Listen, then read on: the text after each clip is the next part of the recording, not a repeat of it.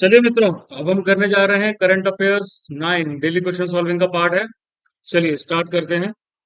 सबसे पहला question, consider the following statement regarding the liquid nano urea.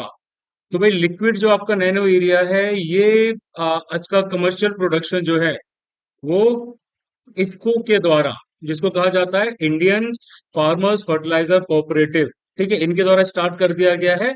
First of a kind product है। तो भाई पहला क्वेश्चन है, it helps in minimising the environmental footprint. क्या ये सही है? बिल्कुल सही है। ठीक है।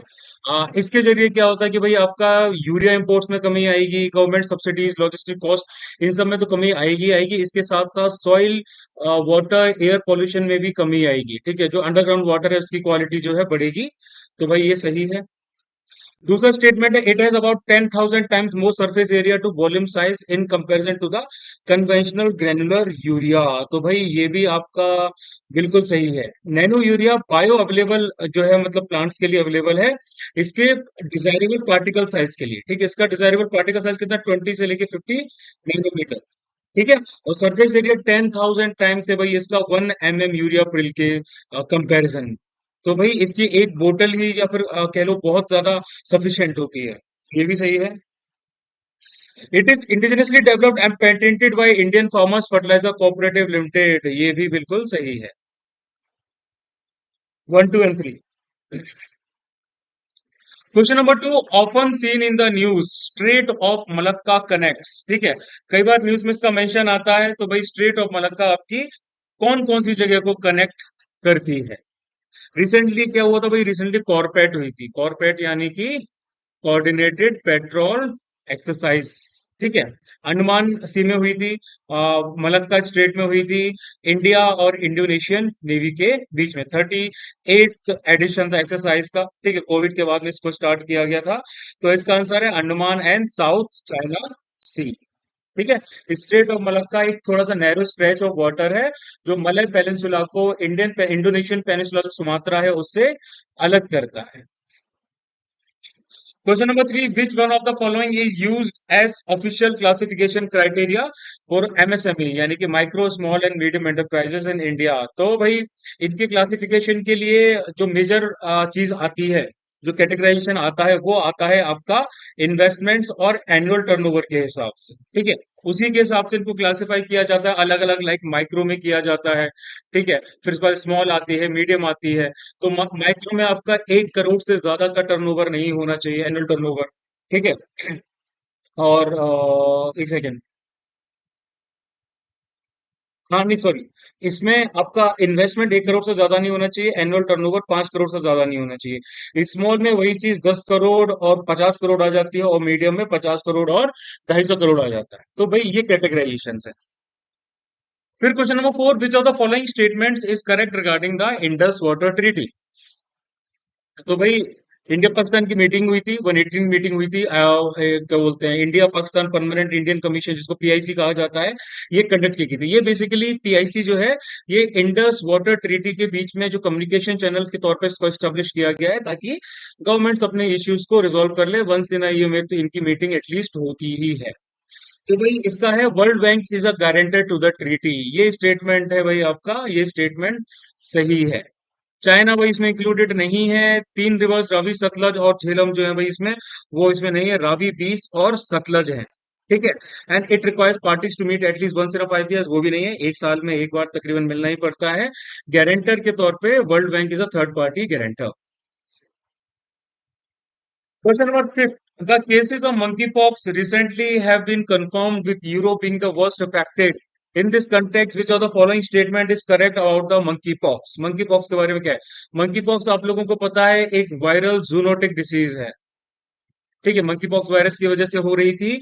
और ये ऑर्थोपॉक्सी वायरस जो जीनस था उसकी कैटेगरी में आता है, जिसमें आपका स्मॉल पॉक्स, काउ पॉक्स भी आ जाता है। तो इसका स्टेटमेंट कौन सा सही है? एनीवन कैन गेट और pass on monkey pox including rodents and primates, ये सही है। Question number 6. Soil health card (SHC) are printed report cards issued to farmers once in 3 years, indicating the status of the soil. Which of the following are expected consequences of soil health card? ये एक printed report card होता है, जैसे बताया farmers को 1 से 3 साल के अंदर में एक बार दिया जाता है। उनकी सॉइल की हेल्थ को 12 पैरामीटर्स पे चेक किया जाता है। ठीक है, 12 पैरामीटर्स होते हैं। इसके साथ साथ फर्टिलाइजर्स और सॉइल अमेंडमेंट्स के तौर पे वो क्या कर सकते हैं, ये चीजें भी इसमें इंक्लूडेड रहती है। ठीक है, तो क्या बोलते हैं, इसके अंदर भाई कौन कौन सी चीजें आती हैं? बैलेंस्ड एप्लीकेशन ऑफ फर्टिलाइजर, क्या इसके अंडर में आता है? बिल्कुल, बैलेंस्ड एप्लीकेशन ऑफ फर्टिलाइजर्स, यानी कि इसमें आपका एनपीके का रेशियो बताया जाता है। ठीक है, एनपीके नाइट्रोजन पोटेशियम और सॉरी, नाइट्रोजन फास्फोरस और पोटेशियम का जो होता है वो कंजप्शन रेशियो बताया जाता है। ठीक है, और इसके साथ साथ आपका रिड्यूस्ड इंपोर्ट बिल, क्या ये भी इसमें शामिल है? तो भाई इंपोर्ट बिल, जैसे यूरिया वगैरह है ना, हम बहुत सारे फर्टिलाइजर्स को इंपोर्ट करते हैं, तो भाई इसकी वजह से क्या होगा कि यूरिया का जो कंजप्शन है वो भी कम हो जाएगा। तो ये भी सही है। Increase financial strain on the government, तो नहीं भाई, इससे फिजिकल स्ट्रेन जो है गवर्नमेंट का कम होगा। और बेटर लैंड मैनेजमेंट, तो भाई ये तो है ही, बेटर लैंड मैनेजमेंट मतलब बेटर प्रोडक्शन। तो 1, 2 and 4। Now question number 7, with reference to the hybrid annuity model, HAM model कहा जाता है जिसे, फॉर पब्लिक प्राइवेट पार्टनरशिप यानी कि PPP in highway construction, consider the following statements. As per the model the government will contribute 60% of the project cost in the first 5 years through annual payments annuity. तो भी ये क्या सही है? तो HAM model government ने PPP यानी कि पब्लिक प्राइवेट पार्टनरशिप को रिवाइव करने के लिए हाईवे कंस्ट्रक्शंस में यूज की थी। ठीक है, इसमें क्या होता है भाई, इसमें आपका एक बॉट मॉडल यूज किया जाता है। Build and build operate and transfer model इसे कहा जाता है, बॉट मॉडल होता है, BOT model of annuity and engineering. इसमें प्रोक्योरमेंट और कंस्ट्रक्शन यानी कि ईपीसी मॉडल्स भी आ जाते हैं। तो भाई इसके हिसाब से गवर्नमेंट क्या करती है, गवर्नमेंट 40% कंट्रीब्यूट करती है प्रोजेक्ट कॉस्ट का फर्स्ट 5 years के लिए एनुअल पेमेंट्स के थ्रू। रिमेनिंग पेमेंट जो होती है वो डेवलपर ने किस तरह का काम किया है उसके हिसाब से रहती है। तो भाई ये गलत हुआ। दूसरा, under HAM a road developer construct the road and he she is allowed to recover his or investment through toll collection. तो भाई बॉट मॉडल से दूसरी तरफ अगर हम देखा जाए, ऐसे एचएएम मॉडल में क्या होता है, कोई टोल राइट नहीं होता डेवलपर का। एचएएम में रेवेन्यू कलेक्शन जो रहता है भाई वो एनएचएआई यानी कि national highway authority of India के अंडर में रहता है। तो भाई ये भी गलत है, neither one not two. Question number 8. Consider the following statement with reference to the voting in Rajya Sabha elections.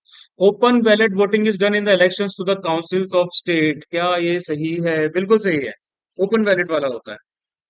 Members of the legislative assemblies यानी कि MLAs belonging to a political party can show their ballot papers after marking their vote to the authorized agent of that party only. क्या ये सही है? बिल्कुल सही है। Independent MLAs can show their marked ballot paper to the authorized agent of any party. Independent MLAs जो होते हैं वो अपने मार्क बैलेट पेपर को बैलेट बॉक्स में बिना किसी को एजेंट को दिखाए हुए डालना उनको होता है। तो भाई ये आपका गलत है, 1 and 2 only. Question number 9, consider the following statement with reference to leadership for industry transition, lead IT जिसे कहा जाता है। ठीक है, तो भाई जो लीड आईटी है आपका, ये इंडस्ट्री ट्रांजिशन डायलॉग के तौर पे नहीं, पहला स्टेटमेंट पढ़ता हूं मैं। It is a voluntary initiative launch by India and the United kingdom at the UN climate action summit in 2020। तो भाई रिसेंटली इसको लॉन्च किया गया था, होस्ट किया गया था इंडिया और इंडिया के द्वारा। ठीक है, इंडिया सॉरी, स्वीडन के द्वारा इसको होस्ट किया गया था। इंडिया और स्वीडन ने इनको मिलके कहाँ किया था कंडक्ट? स्टॉकहोम में। ठीक है, इसको इंडस्ट्री ट्रांजिशन डायलॉग भी कहा जाता है। जॉइंट इनिशिएटिव था दोनों का, लीड आईटी कहा जाता है इसे। तो भाई लीड आईटी जो है वो स्वीडन और इंडिया ने मिलके लॉन्च किया at the UN climate action summit. तो भाई पहला इस वाला स्टेटमेंट आपका गलत है, यूनाइटेड किंगडम नहीं है इसमें, Sweden it is. And it's secretariat is hosted by the world economic forum. तो भाई इसका जो सेक्रेटेरिएट है वो स्टॉकहोम एनवायरमेंट इंस्टीट्यूट में है। तो भाई ये भी गलत हुआ, neither one not two. Question 10 की बात करते हैं, which one of the following is not a component of the Sagarmala initiative launched by the government of India. कौन सा भाई उसका क्या बोलते हैं कंपोनेंट नहीं है। कौन सागरमाला उसका इनिशिएटिव का पार्ट नहीं है। ठीक है। तो सागरमाला प्रोग्राम आप लोगों को पता है यूनियन कैबिनेट ने कब स्टार्ट किया था? 2015 में स्टार्ट किया था। इंफ्रास्ट्रक्चर डेवलपमेंट के लिए जो हमारी कोस्ट लाइन है 7516 किलोमीटर लंबी, इस पूरी लंबी कोस्ट लाइन पे मॉडर्नाइजेशन, मैकेनाइजेशन और कंप्यूटराइजेशन करना है, इसी वजह से इसको लॉन्च किया गया था। ठीक है। तो भाई इसमें आता है आपका deep ocean survey and exploration जो है वो इसका पार्ट नहीं है। Question number 11, consider the following pairs country and important reason for being in the news recently. तो भाई तुर्की, UN change name of the country, बिल्कुल सही। इसका क्वेश्चन भी ऑलरेडी आ चुका है जो करंट अफेयर्स में शामिल भी किया था मैंने। इसका जो नाम है अब तुर्की हो चुका है। ठीक है, सही है। सूडान, ट्राइबल क्लासेस, बिल्कुल सही। जिम्बाब्वे, हाई इन्फ्लेशन, बिल्कुल सही। Cambodia, China building foreign arms force, ये भी बिल्कुल सही है। तो भाई चारों ही सही है। अब बात करते हैं क्वेश्चन नंबर 12 की। With reference to the current regulations of crypto assets in India, consider the following statements.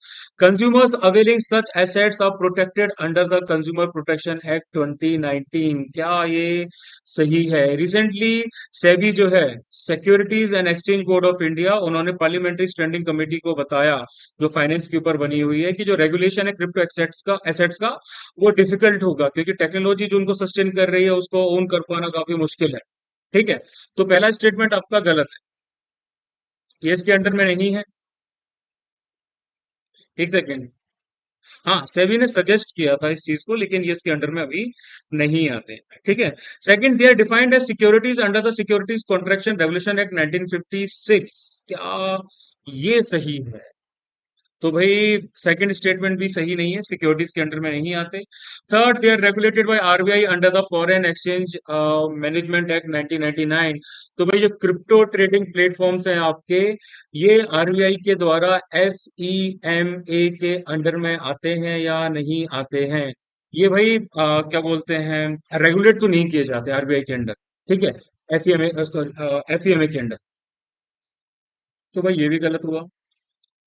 None. Question number 13, which one of the following institutions releases the Environmental Performance Index EPI? Recently India को bottom में रखा गया, 180 ranking दी गई। ठीक है। क्या बोलते हैं, नहीं, 180 रैंकिंग दी गई क्या? नहीं नहीं नहीं नहीं नहीं नहीं, 180 तो टोटल नेशंस थे इसमें, ईपीआई में। इंटरनेशनल रैंकिंग सिस्टम होता है ये, इन्वायरमेंटल हेल्थ के ऊपर होता है। बाइनियल इंडेक्स होता है, 2 साल में एक बार निकाला जाता है। 2002 में इसको स्टार्ट किया गया था वर्ल्ड इकोनॉमिक फोरम के द्वारा, in collaboration with Yale center for environmental law. ठीक है, इनके द्वारा निकाला गया था।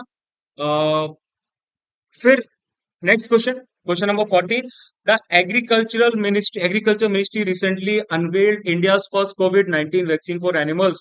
इन this context consider the following statement regarding Ancovax. ठीक है। It can protect animals against the delta and omicron variants of SARS COVID 2। क्या ये सही है? बिल्कुल सही है। It is only for the cattle and dogs, बिल्कुल गलत। बहुत सारे जानवरों के लिए यूज किया जा सकता है। It is an inactivated vaccine developed using an infectious part of the delta variant. Inactivated vaccine है, इन्फेक्शियस पार्ट जो डेल्टा वेरिएंट का है उसकी हेल्प से इसको डेवलप किया गया है। बिल्कुल सही, मतलब आपका first and third only. Next question, in the context of the free trade agreement the negative list include. Negative list में क्या है? फ्री ट्रेड एग्रीमेंट अरेंजमेंट होते हैं दो या दो से ज्यादा कंट्रीज के बीच में या ट्रेडिंग ब्लॉक्स के बीच में, जो कस्टम टैरिफ्स को, नॉन टैरिफ बैरियर्स को, जो उनके बीच में मेजर ट्रेड होता है उसमें से उसको हटा लिया जाता है। ठीक है। तो items on which no concession would be allowed भाई आपका नेगेटिव लिस्ट में आता है। ठीक, इसमें आपकी अलग अलग टाइप की लिस्ट होती है। प्रेफरेंशियल ट्रेड एग्रीमेंट होते हैं, पॉजिटिव लिस्ट ऑफ प्रोडक्ट्स होते हैं जिसमें ड्यूटी रिड्यूस की जाती है। ठीक है। और उसके साथ साथ निगेटिव होते हैं जिसमें से ड्यूटी रिड्यूस नहीं की जाती, एलिमिनेट नहीं की जाती। तो items on which no concession would be allowed. Question number 16 आता है, consider the following statement with reference to Sant Kabir. संत कबीर के बारे में पूछा जा रहा है। ही बिलोंग टू द निर्गुण ट्रेडिशन ऑफ द भक्ति मूवमेंट। पहला स्टेटमेंट सही है। निर्गुण ट्रेडिशन में वो भगवान का कोई भी रूप नहीं मानते थे, मानते थे कि भगवान निराकार है। ठीक है। He dismiss the sacred authority of religious books like Veda and Quran. तो भाई सेकंड स्टेटमेंट भी आपका सही है। Three some compositions known as pad and shabad, तो भाई ये भी बिल्कुल सही है। रिसेंटली प्रेसिडेंट जो रामनाथ कोविंद थे, फॉर्मर प्रेसिडेंट, उन्होंने संत Kabir academy and research centre स्वदेश दर्शन योजना, वो उत्तर प्रदेश के मगहर में उसको इनॉग्रेट किया था, तो उससे रिलेटेड क्वेश्चन है ये। Question number 70, sorry 17, consider the following statement regarding the Stockholm plus 50 conference. Stockholm plus 50 जो कॉन्फ्रेंस है भाई आपकी, इसके बारे में पूछा गया। तो पहला statement, it is an international meeting convened by the United nation general assembly. बिल्कुल, बिल्कुल सही।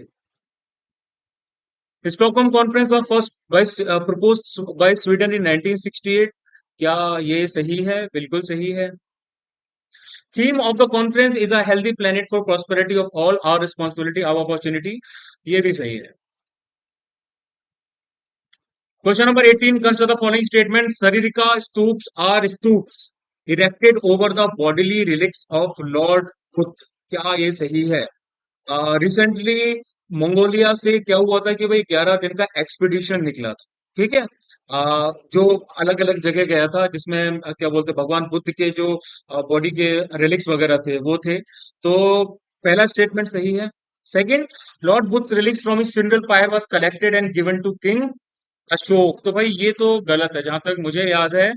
तो ये बेसिकली अलग अलग जगह डिवाइड कर दिए गए थे, ठीक है। अजात शत्रु जो मगध के थे उनको दिए गए, लिच्छवीस को दिए गए वैशालीज में, सात्विकों को कपिल वस्तु में, मल्ल कुशीनगर के, और दो तीन और जगह थी, उन सबको दिए गए थे। तो ये गलत है, पहला सही है सिर्फ। Now question number 19, which of the following statement regarding Pradhan Mantri Suraksha Bima Yojana is are correct. पहला, it is a life insurance scheme renewable from year to year covering coverage for death due to any reason. बिल्कुल गलत, any reason नहीं है, इसमें सिर्फ accidental death covered है। Individuals in the age group of 18 to 70 years having a saving banks or a post office account are entitled to enroll under the scheme। बिल्कुल सही। The scheme is delivered through banks including regional rural banks as well as cooperative bank। बिल्कुल सही है, ठीक है। इसमें 2 लाख का जो रिस्क कवर है एक्सीडेंटल डेथ की कैटेगरी में, और फुल डिसेबिलिटी की कैटेगरी में दिया जाता है, और पार्शियल डिसेबिलिटी के केस में 1 लाख का अमाउंट दिया जाता है। तो 2 and 3। Question number 20, which of the following can be patented under the Indian patent laws. सीधा सा आंसर है भाई इसका, आपके माइक्रो ऑर्गेनिजम्स, ठीक है।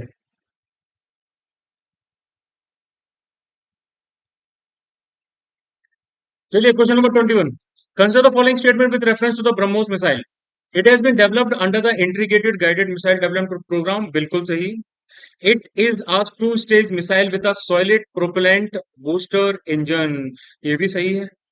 It operates on fire and forget principle, adopting varieties of flights on its way to the target। ये भी सही है। तो भाई इसमें आपके तीनों आंसर सही है। Question number 22, consider the following statement with reference to the fishing cat. Recently भाई Chilika development lake development authority जो है, सीडीए, उन्होंने एक कोलेबोरेशन किया फिशिंग कैट प्रोजेक्ट्स यानी कि टीएफसीबी के द्वारा।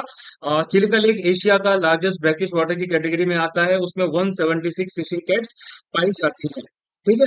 तो in India fishing cats are found in the mangrove forest of Sundarbans only. बिल्कुल गलत, ठीक है। Mangrove forest Sundarbans foothills of Himalayas along the Ganga and Brahmaputra river valleys western Ghats यहाँ पाए जाते हैं। Second, it is a state animal of West Bengal. बिल्कुल सही है, state animal of West Bengal की कैटेगरी में आता है। It is listed as endangered on the IUCN red list of species. तो भाई ये स्टेटमेंट भी आपका बिल्कुल सही है, 1 2 3 तीनों ही सही है।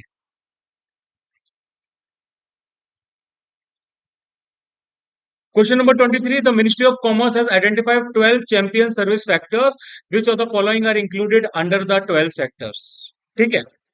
तो चैंपियन सर्विस सेक्टर्स का मतलब होता है ऐसे आइडेंटिफाइड सेक्टर्स जो मिनिस्ट्री ऑफ कॉमर्स ने आइडेंटिफाई किए हैं, जहां पर गवर्नमेंट अपना अटेंशन देना चाहती है उनकी डेवलपमेंट को बढ़ाने के लिए, ठीक है। सेंट्रल सेक्टर अम्ब्रेला स्कीम है डिपार्टमेंट ऑफ कॉमर्स की, ठीक है। तो भाई इसके अंदर में कौन कौन सी चीजें आती हैं? इसके अंदर में टूरिज्म एंड हॉस्पिटैलिटी आता है, बिल्कुल आता है। ट्रांसपोर्ट एंड लॉजिस्टिक्स भी आते हैं, इन्वायरमेंटल सर्विसेज भी आती हैं, लेकिन बायोटेक्नोलॉजी एंड फार्मास्यूटिकल्स नहीं आते। तो 1 2 and 3 only. Question number 24. This biodiverse wetland situated in Iraq, south of capital Baghdad, has disappeared largely due to human activity and climate change. It was formed over limestone rock and studded with gypsum formations and has no inlet or outlet. किसकी बात की जा रही है?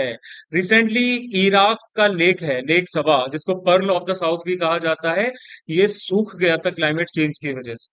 ठीक है, तो भाई ये इंपॉर्टेंट रोल प्ले करता है वहां की जियोलॉजी में।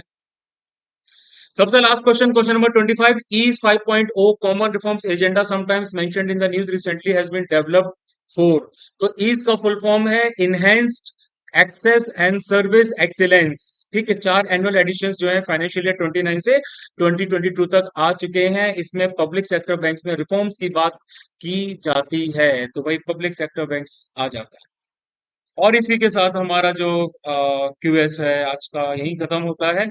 ठीक है, क्वेश्चंस करिए, बार बार करिए, जो भी समझना है कमेंट करके पूछिए और अपने मित्रों तक शेयर कीजिए।